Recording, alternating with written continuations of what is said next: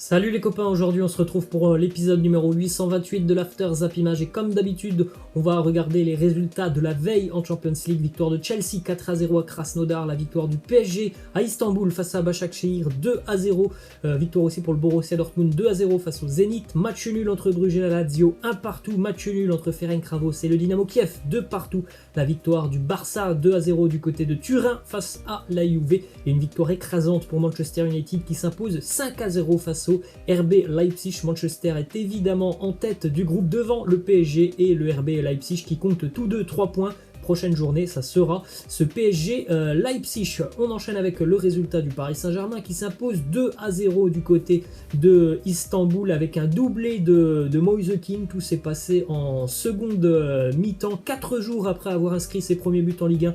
Là aussi, c'était un doublé face à Dijon. Il récidive hier, Moise Kean, une victoire qui permet au PSG d'enfin lancer cette campagne européenne après la désillusion de la première journée face à Manchester United, un match qui n'a pas été simple pour le PSG. Il est vrai que cette équipe de Başakşehir, elle est limitée techniquement, mais elle a quand même réussi à de nombreuses reprises à poser des problèmes à la défense parisienne. En termes de statistiques, ce match il se termine quand même sur 17 tirs pour Başakşehir et 17 tirs aussi pour le PSG, c'est dire si ça a quand même été très équilibré. Après, évidemment, la qualité technique du PSG a quand même pris le dessus dans ce match et c'est une victoire plutôt logique, mais encore une fois le PSG a concédé beaucoup d'occasions hier. Une petite déclaration de Layvin Kurzawa juste après le match, d'ailleurs il a fait un très gros match Layvin Kurzawa, il était omniprésent.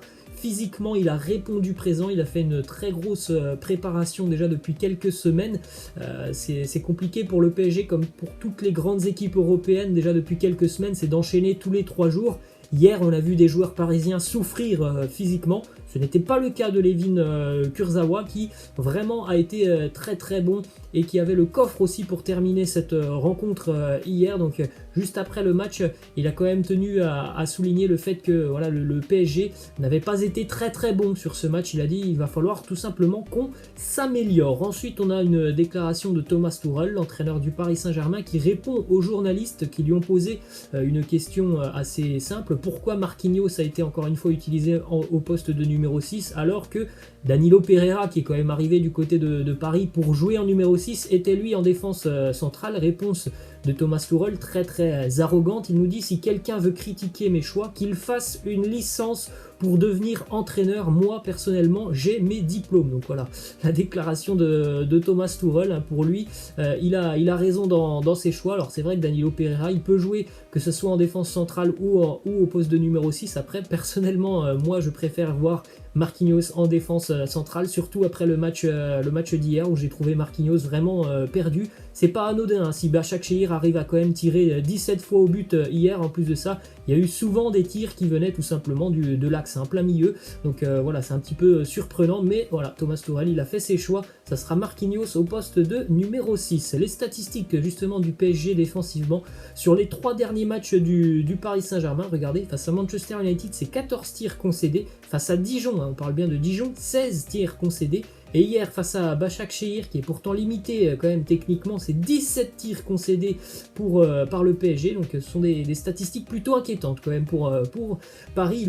Il va falloir évidemment progresser. Ensuite, on a le résultat du Stade Rennais qui n'a pas résisté à la Furia sévillane. Séville s'impose 1-0 grâce à un but de Luc de Jong. Alors il n'y a pas eu photo, c'est un peu la même chose que Marseille-Manchester City. Alors le petit point positif pour Rennes, c'est que Rennes au moins a mis de l'intensité, de l'agressivité dans ce match, tout ce que n'avait pas fait l'Olympique de Marseille. Après la qualité technique par contre, bon bah là on va pas se mentir, Rennes ne l'a pas et ne l'a pas à ce niveau de la compétition face à une équipe de Séville qui vraiment est très impressionnante. Tu ne peux pas rivaliser. Ce match il se termine à 1-0, mais voilà, s'il y a 4-0 à la fin de match, franchement il n'y a rien de surprenant. Séville a été vraiment très impressionnant. Ça se termine je crois sur 25 tirs pour Séville, 2 pour le Stade Rennais. Vous avez des frappes sur la barre, des arrêts d'Alfred Gomis. Je pense qu'au bout de 10 minutes de jeu, Rennes pourrait déjà être mené 2 ou 3-0. Donc c'est un apprentissage évidemment compliqué pour les Bretons en Ligue des Champions. On poursuit avec une déclaration de l'entraîneur rennais Julien Stéphan qui nous dit « J'ai vu une équipe rennaise courageuse qui a été très déterminée pour défendre coûte que coûte son but.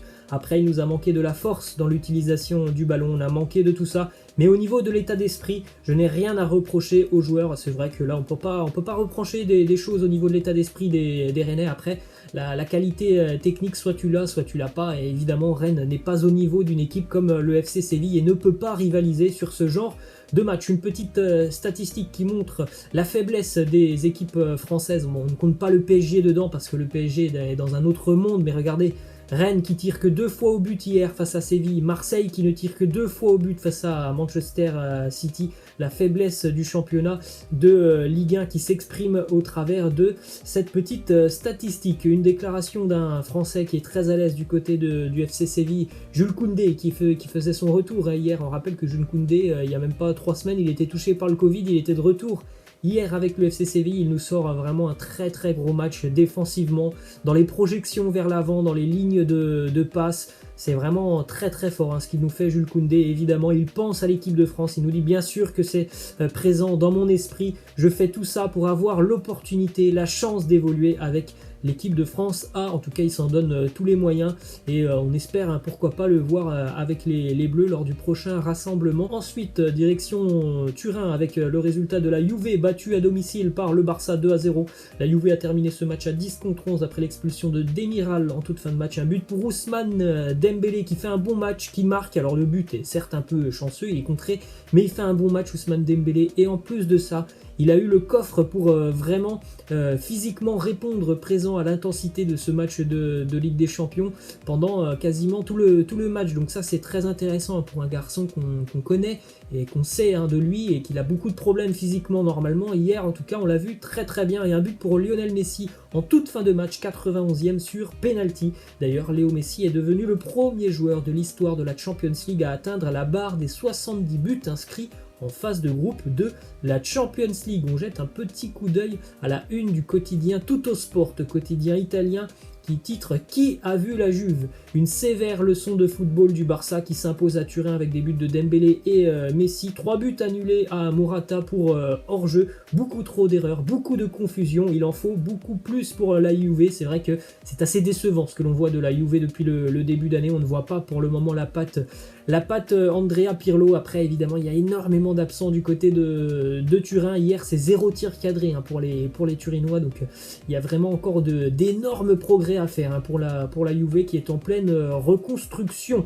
Une petite statistique qu'on vient de voir. Alvaro Morata hier il a marqué 3 buts et comme vous le voyez sur cette image, les 3 buts ont été refusés par la vidéo. C'est assez incroyable. D'ailleurs sur les 4 derniers matchs de Morata avec la Juve, 5 fois il a marqué des buts qui ont été refusés par la VAR. Il y a peut-être un petit problème de positionnement pour Alvaro Morata hier. On enchaîne avec une petite statistique sur l'absence de Cristiano. La Juventus n'a pas réussi à gagner dans 3 des 4 matchs auxquels elle a participé sans Cristiano depuis qu'il a été testé positif au Covid. Et autres statistiques, l'équipe italienne a marqué en moyenne 1 but par match pendant cette période sans Cristiano. Il est vraiment temps que CR7 revienne du côté de Turin pour aider et équilibrer un petit peu cette attaque turinoise qui est vraiment en grande difficulté. On enchaîne avec la balance économique de Josep Maria Bartomeu, l'ancien président du Barça. Depuis qu'il était au club, c'était quand même 34 joueurs recrutés pour 1,8 milliard d'euros dépensés. Et au niveau des joueurs vendus, c'est 43 joueurs vendus pour 720 millions d'euros. Donc il y a quand même 1 milliard de perdus sur cette balance économique entre les arrivées et les départs sous le président Josep Maria Bartomeu. Déclaration de Zinedine Zidane qui nous dit « Je le dis, en jouant comme ça, nous nous qualifierons, nous allons faire de belles choses ». Alors c'est vrai qu'on a vu un Real Madrid plutôt intéressant face à Gladbach par période. La fin de match a été très bonne, les 20-25 premières minutes ont été très très bonnes, donc il faut que le Real arrive à trouver voilà le bon courant, parce que là ils sont un petit peu sur courant alternatif, les Madrilènes. Ce que l'on voit par exemple face au Shakhtar, ce que l'on voit face au Real, et puis ce que l'on voit par intermittence face à Gladbach, il y a des hauts et des bas du côté de Madrid. Donc évidemment le Real peut se qualifier, mais il faut vraiment trouver une régularité sur 90 minutes pendant un match. Direction l'Angleterre maintenant, avec la victoire de Manchester United qui s'impose 5-0 face à Leipzig. Alors bon, c'est un score très très lourd. Manchester menait 1-0 jusqu'à la 75e. Donc après, bon, Leipzig a vraiment coulé sur cette fin de match. À noter quand même un triplé pour Marcus Rashford, un but pour Mason Greenwood et un but pour Anthony Martial, des Mancuniens vraiment d'une efficacité chirurgicale dans la défense allemande. Après, bon, il y avait aussi une équipe de Nagelsmann qui était vraiment très très offensif hier, hein, ne serait-ce que dans la compo d'équipe. Donc voilà, c'est un petit peu surprenant ce résultat de Leipzig, parce que vraiment le RB ne fait pas un match qui est dégueulasse, hein, hier, loin de là, mais ils en prennent quand même 5. Petite photo sur le flow de l'entraîneur allemand Julian Nagelsmann.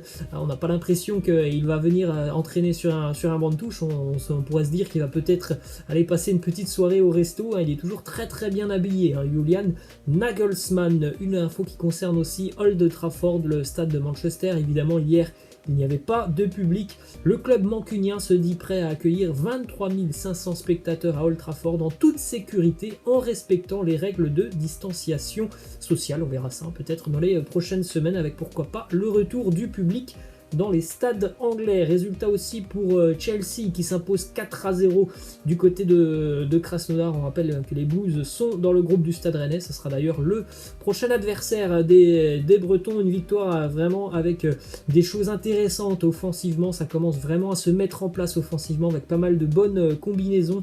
Les buteurs, Callum Hudson-Odoi, Timo Werner. Le premier but en tant que titulaire aussi pour Hakim Ziyech. Un but aussi pour Christian Pulisic. À noter aussi la bonne prestation une nouvelle fois d'Edouard Mendy, l'ancien gardien de Rennes, qui a encore conservé un clean sheet. On enchaîne avec cette petite info qui nous vient d'Espagne, le quotidien AS, qui apporte quelques précisions sur la future Super League européenne qui devrait donc arriver dans quelques années. Alors on n'a pas forcément la date précise, on parle de 2022, ça pourrait être plus tard, 2023 ou 2024. En tout cas, cette compétition devrait donc réunir 18 équipes du top 5 européen. Donc là, on parle vraiment des équipes qui sont les meilleures d'Europe, et ça devrait se jouer sur des matchs aller-retour avec par la suite de ce mini-championnat des playoffs, comme on peut en voir par exemple dans le championnat de basket américain. Ensuite, on enchaîne avec cette info du côté de l'Allemagne. Tous les matchs de football professionnel en Allemagne se disputeront à huis clos à partir de lundi. Une déclaration de Patrick Vieira, l'entraîneur de l'OGC Nice, qui nous dit: la Coupe d'Europe, c'est le très haut niveau. On a envie de bien faire pour le club, mais aussi de représenter la ville, nos couleurs, le football français. C'est sûr que c'est beaucoup de responsabilités et on veut bien faire. Réponse ce soir pour les Niçois après la claque la semaine dernière face à Leverkusen. Nice reçoit une équipe certainement beaucoup plus abordable, les Israéliens de l'Hapoel Beer-Sheva. Match à 21h, et on termine aussi avec l'affiche du LOSC qui reçoit le Celtic, match à 19h pour les Dogs. Voilà les amis, c'est la fin de cet After Zap Image. Je vous laisse, je vous dis à la prochaine. Ciao.